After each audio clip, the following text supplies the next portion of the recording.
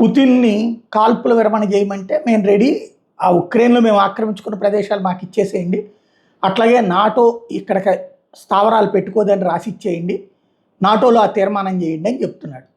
వీళ్ళు నాటోలో తీర్మానం చేయడానికి సిద్ధంగా లేరు, ఉక్రెయిన్ ఏమో ఆ భూభాగాలు వదులుకోవడానికి సిద్ధంగా లేదు. ఒప్పించడానికి ట్రంప్ వల్ల కాదు.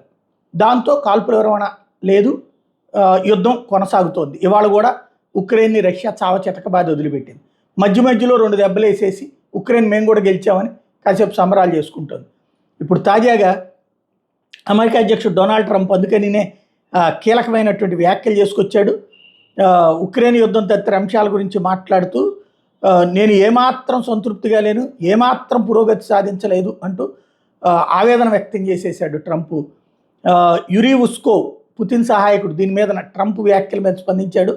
ఇరువురు నాయకులు సూటిగా చర్చించుకున్నారు. తక్షణమే కాల్పుల విరమణ చేపట్టాలని ట్రంప్ సూచించిన పుతిన్ దానికి పొమ్మన్నాడు, తిరస్కరించారు. యుద్ధానికి కారణమైన అంశాల్లో రష్యా లక్ష్యాలను సాధించడానికి కట్టుబడి ఉంది, అది అయ్యేదాకా యుద్ధం ఆపేది లేదని తేల్చి చెప్పారు. అదే సమయంలో దౌత్య మార్గాలు అంతిమంగా పరిష్కరించడానికి సిద్ధంగా ఉన్నాం అన్నటువంటి విషయం కూడా చెప్పుకొచ్చారు. యుద్ధ విరమణ కోసం ట్రంప్ పుతిన్ చర్చించుకోవడం ఇది 6వ సారి అన్నటువంటి విషయాన్ని రష్యా గుర్తు చేసింది. ఉక్రెయిన్ మీద కఠిన వైఖరి తయారుస్తున్న రష్యా అమెరికా అధ్యక్షుడితో సమావేశం ముగిసిన కొద్దిసేపటికే ఉక్రెయిన్ రాజధాని కీవ్ సహా 13 ప్రదేశాలను లక్ష్యంగా చేసుకుని భారీ దాడులు చేసింది.